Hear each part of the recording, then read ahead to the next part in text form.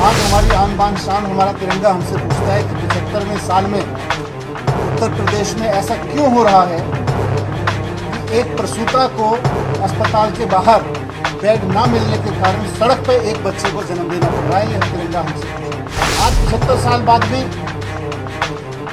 उत्तर प्रदेश में रोजगार की हालत ये क्यों नहीं हो पाई है या शिक्षा का स्तर इतना शानदार क्यों नहीं हो पाया है कि पढ़ने लिखने के बाद एक किसान का, एक मजदूर का, एक आम आदमी का बेटा एक अच्छी नौकरी पा सके। आज़ादी के 75वें साल में उत्तर प्रदेश में ऐसी सरकार क्यों है जो शर्मसार है। आज आज़ादी के 75वें साल में अगर उत्तर प्रदेश के सरकारी स्कूल में मिड डे मील के नाम पर नून तेल नमक खिलाया जाता है और जब आप में से कोई पत्रकार उसको आवाज़ उठाता है कि ये मिड डे मील का पैसा कहाँ गया, नून तेल क्यों खिलाया जा रहा है बच्चों को, नून तेल रोटी क्यों खिलाई जा रही है, तो उसको 6 महीने की सजा दे दी जाती है, जेल में उठा के डाल दिया जाता है। भारतीय जनता पार्टी का राष्ट्रवाद है कि गरीब के बच्चे को स्कूल में नमक रोटी मिले mid day meal. Bharatiya Janata party का राष्ट्रवाद है कि कोरोना की महामारी में लाशें नदियों में सड़ती रहें, लोगों को इलाज नसीब नहीं होता। भारतीय जनता पार्टी का राष्ट्रवाद है कि उत्तर प्रदेश में 6 साल, 8 साल, 10 साल के बच्चों के साथ बलात्कार हो रहा है, कानून व्यवस्था बनाने में वो सफल नहीं हो पा रहे हैं। हाथरस जैसा कांड यही हुआ जहां रात के 2 बजे गरीब की बेटी को जला दिया गया। ऐसी सरकार चल रही है जो कहती है गांव-गांव में शमशान होना चाहिए। आम आदमी पार्टी कहती है गांव-गांव में स्कूल होना चाहिए, अस्पताल होना चाहिए, उद्योग होना चाहिए, रोजगार होना चाहिए, तरक्की होनी चाहिए, विकास होना चाहिए। हम शमशान बनाने वाली विचारधारा नहीं चाहते। बीजेपी एक मनहूस पार्टी है जिसने गांव-गांव में कोरोना की महामारी के दौरान शमशान बना दिया और 17 में इन्होंने कहा था हर गांव में शमशान बनाएंगे। ये शमशान बनाने वाली मनहूस पार्टी है और हम स्कूल, अस्पताल बनाने वाली, फ्री बिजली देने वाली, माताओं बहनों को फ्री बस की यात्रा देने वाली आम आदमी पार्टी है। ये तिरंगा यात्रा आने वाले दिनों में कहां पर और आयोजित होनी है। हमारा इस तिरंगे के नीचे, भारत की आन बान के शान तिरंगे के नीचे क्या संकल्प है, मैं चाहूंगा कि मनीष सिसोदिया जी आपके सामने विस्तार से बताएं। धन्यवाद संजय भाई। आज आम आदमी पार्टी उत्तर प्रदेश तिरंगा यात्रा का आगाज कर रही है। आदरणीय सांसद संजय जी के नेतृत्व में, शिवाजीत भाई के नेतृत्व में और उत्तर प्रदेश में आम आदमी पार्टी का एक एक कार्यकर्ता इस तिरंगा यात्रा के साथ एक संकल्प लेगा। ये तिरंगा यात्रा आज़ादी के 75वें वर्ष में आयोजित हो रही है। हम सब जानते हैं कि देश के कोने में और दुनिया के कोने में कहीं भी कोई भारतीय खड़ा होता है तो तिरंगे को देख के उसका सीना चौड़ा होता है, तिरंगे को देख के उसके अंदर देशभक्ति जागती है, तिरंगे को देख के उसके अंदर देश के प्रति प्रेम उभर पड़ता है। लेकिन हम तो सब लोग अपने तिरंगे को अपनी आन बान शान मानते हैं, लेकिन 75 वर्ष के आज़ादी के इतिहास में देश की राजनीति ने तिरंगे के लिए वो काम नहीं किया जिससे तिरंगा भी देश की राजनीति पे आन बान शान कर सके। आज हमारी आन बान शान हमारा तिरंगा हमसे पूछता है कि 75वें साल में उत्तर प्रदेश में ऐसा क्यों हो रहा है कि एक प्रसूता को अस्पताल के बाहर बेड ना मिलने के कारण सड़क पर एक बच्चे को जन्म देना पड़ रहा है। यह तिरंगा हमसे पूछ रहा है। हमारा तिरंगा हमसे पूछ रहा है कि उत्तर प्रदेश में आज़ादी के 75 साल बाद भी सरकारी स्कूलों की हालत इतनी अच्छी क्यों नहीं हो पाई है ताकि एक गरीब से गरीब आदमी का बच्चा भी अच्छी शिक्षा पा सके। आज 75 साल बाद भी उत्तर प्रदेश में रोजगार की हालत ये क्यों नहीं हो पाई है या शिक्षा का स्तर इतना शानदार क्यों नहीं हो पाया है कि पढ़ने लिखने के बाद एक किसान का, एक मजदूर का, एक आम आदमी का बेटा एक अच्छी नौकरी पा सके। मैं उत्तर प्रदेश में जब आदरणीय मुख्यमंत्री जी ने उत्तर प्रदेश में चुनाव लड़ने का ऐलान किया था तो उस वक्त उत्तर प्रदेश के शिक्षा मंत्री जी ने कहा था कि आप आइए, उत्तर प्रदेश में हमने स्कूल शानदार कर दिए। हमने कहा आके देख लेते हैं। तो मैं लखनऊ पहुंचा तो ना तो वो बहस के लिए आए, और जब मैंने कहा आप बहस के लिए नहीं आए, कोई नहीं, मैं अपने आप जाके, उत्तर प्रदेश तो सबका है, हमारा भी है, मैं लखनऊ में कुछ स्कूल, सरकारी स्कूल जाके देख लेता हूँ, तो पूरा पुलिस बल लगा के उन्होंने मुझे गिरफ्तार कर दिया, आगे नहीं बढ़ने दिया। संजय सिंह जी और हमारी गाड़ी को वहीं रोक दिया और कहा कि आप आज़ाद नहीं हैं, आप जा नहीं सकते। तो आज़ादी के 75वें साल में उत्तर प्रदेश में ऐसी सरकार क्यों है जो शर्मसार है कि दूसरे राज्य का कोई शिक्षा मंत्री आके अगर स्कूल देखना चाहे तो उसको पुलिस बल लगा के उसको रोकना पड़ता है। इससे तिरंगे की आन बान शान में कमजोरी आती है। जब कोई प्रसूता सड़क पे अपने बच्चे को जन्म देती है तो हम तो तिरंगे पे आन बान शान मानते हैं, लेकिन तिरंगे की आन बान शान में कमी तो आती है आज़ादी के 75वें साल में। आज आज़ादी के 75वें साल में अगर उत्तर प्रदेश के सरकारी स्कूल में मिड डे मील के नाम पर नून तेल नमक खिलाया जाता है और जब आप में से कोई पत्रकार उसको आवाज़ उठाता है कि ये मिड डे मील का पैसा कहाँ गया, नून तेल क्यों खिलाया जा रहा है बच्चों को, नून तेल रोटी क्यों खिलाई जा रही है, तो उसको 6 महीने की सज़ा दे दी जाती है, जेल में उठा के डाल दिया जाता है। तो आज़ादी के 75वें साल में ऐसा क्यों हो रहा है, ये सारे सवाल हैं आज उत्तर प्रदेश की राजनीति से भी। आज उत्तर प्रदेश में एक बहुत ही नाकारा सरकार जो केवल विज्ञापन के दम पे चल रही है, जो केवल प्रशासन के दम पर किसी भी सवाल को कुचलने के दम पे चल रही है। महिलाओं की कोई सुरक्षा नहीं है, युवाओं को कुछ सुरक्षा नहीं है, किसानों के लिए कोई सुरक्षा नहीं है, रोजगार नहीं है, वैसी एक सरकार चल रही है। तो वैसी सरकार को बदलने के लिए और साथ साथ तिरंगे की उस आन बान शान जिसके लिए हमारा तिरंगा हकदार है कि इस तिरंगे के नीचे बैठे हर एक बच्चे को अच्छी शिक्षा मिल सके, इस तिरंगे के नीचे बैठे हुई हर महिला को अच्छी सुरक्षा मिल सके, हर किसान को उसकी फसलों का अच्छा दाम मिल सके, इस तिरंगे के नीचे बैठे हर व्यक्ति को अच्छा इलाज मिल सके, इस संकल्प के साथ हम और हमारी पार्टी के लोग, हमारे आम आदमी पार्टी के उत्तर प्रदेश के तमाम कार्यकर्ता तिरंगा संकल्प यात्रा निकाल रहे हैं और ये संकल्प लेंगे कि हम इस आन बान शान को, इस तिरंगे के नीचे खड़े हुए आम आदमी की आन बान शान को वापस लेके आए। अभी आपको जिला प्रशासन ने तिरंगा यात्रा के लिए चिट्ठी नहीं दी क्योंकि उसमें एसपी सिटी की रिपोर्ट का हवाला देते हुए अनुमति निरस्त करने की बात कही है। आप तिरंगा यात्रा निकालने की बात कर रहे हैं तो क्या स्थिति है? जी बताएंगे कि अभी शायद कि आप उत्तर प्रदेश में आए हैं, उत्तर प्रदेश में आपका स्वागत है, लेकिन यहाँ पर हर 1 किलोमीटर में एक शाहीन बाग है। यहाँ धर्म और जाति के आधार की राजनीति होती है। आम आदमी पार्टी उसको कैसे तोड़ेगी?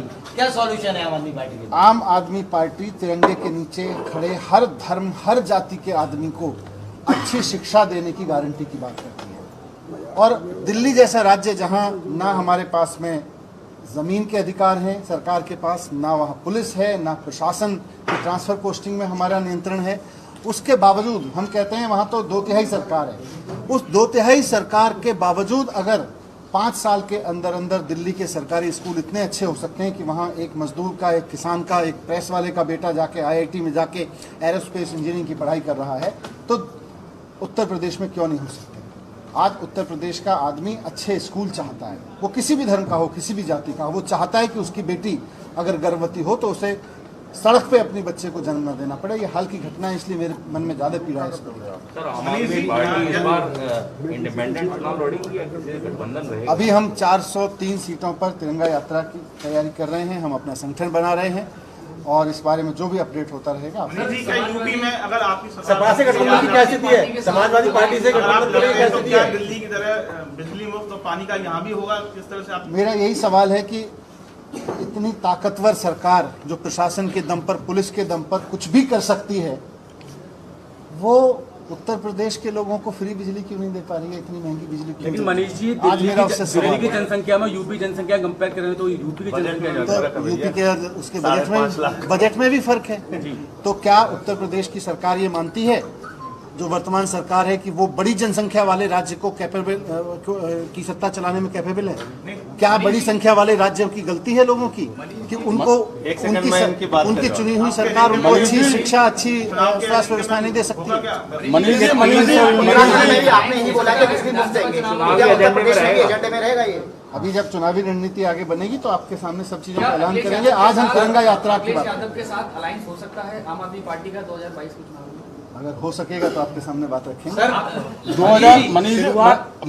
2022 का चुनावी एजेंडा क्या है आम आदमी पार्टी का उत्तर प्रदेश में, ये जरूर बताइए। चुनावी एजेंडा हमारा ये है कि उत्तर प्रदेश में इस तिरंगे के नीचे खड़े हुए हर एक व्यक्ति को इस बात की गारंटी सरकार को देनी चाहिए कि हम आपके बच्चे को शानदार शिक्षा देंगे, irrespective of your financial position, आपकी धर्म, जाति, आर्थिक स्थिति जो भी हो, हम आपके बच्चे को अच्छी शिक्षा देंगे। हम आपके परिवार को अच्छा इलाज देंगे, सुरक्षा देंगे, किसानों को फसल की, तो ये सारा है। और इसी तिरंगे की आन बान शान को लाने के लिए आज हम तिरंगा यात्रा की एक सवाल और आपसे,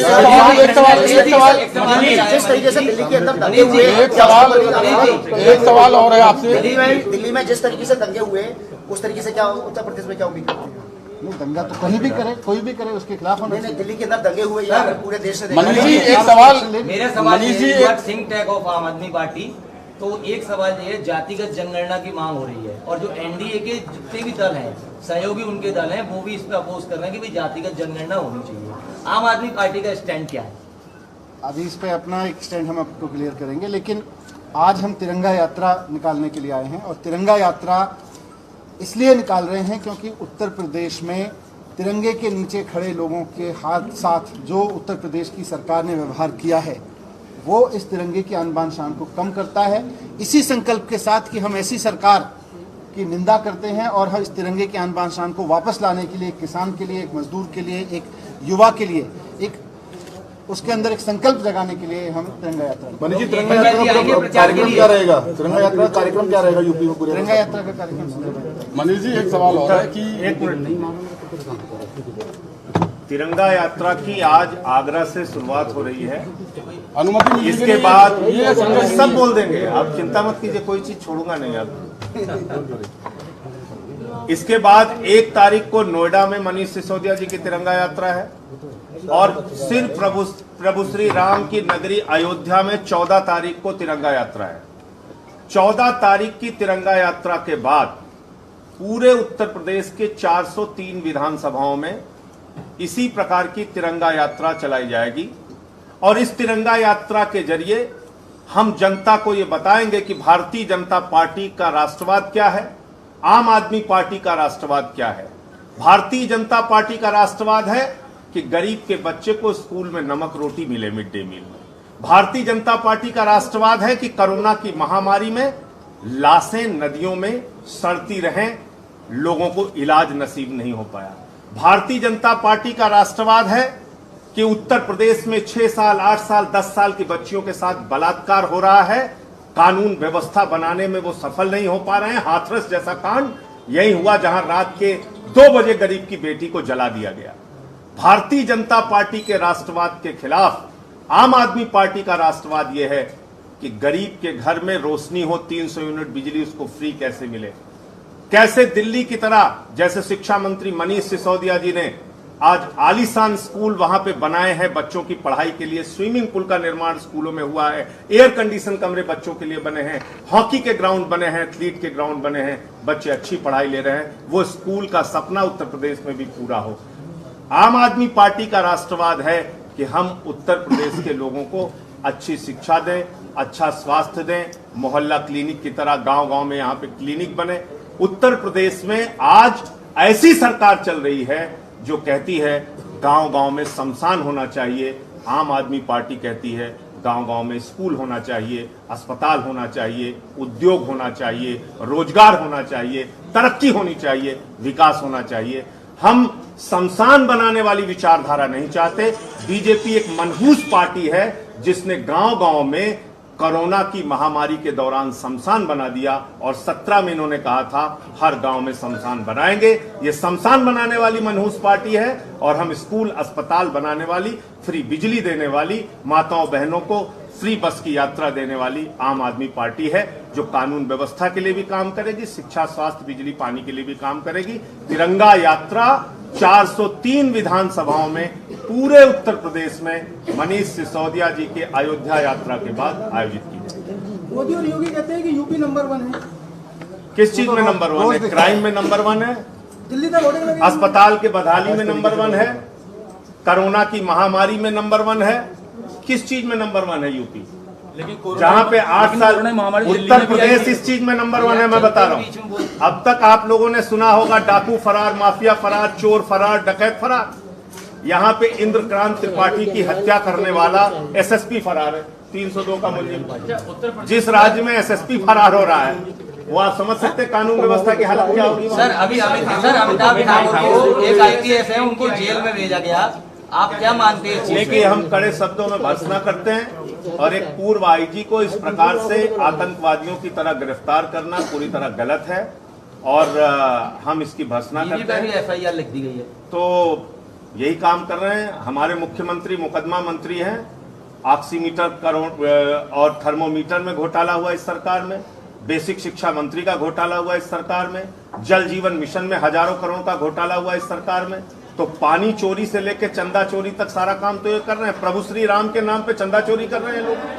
तो इसलिए बदलने की भी बात चल रही है यूपी में, से लेके कई शहरों के काम बदलने की जरूरत है। संजय जी अभी आपने कोरोना महामारी की बात करी, लेकिन कोरोना महामारी में तो दिल्ली की स्वास्थ्य सेवाएं भी फेल हुई थी जब कोरोना दिल्ली की स्वास्थ्य सेवाएं देश में नंबर 1 अव्वल थी। दिल्ली वो राज्य था जहां पे देश नहीं एशिया का सबसे बड़ा हॉस्पिटल 10,000 बेड का हॉस्पिटल बना। लेकिन दिल्ली वो राज्य था, सुनिए सुन तो लीजिए, आप धैर्य से सुन लीजिए।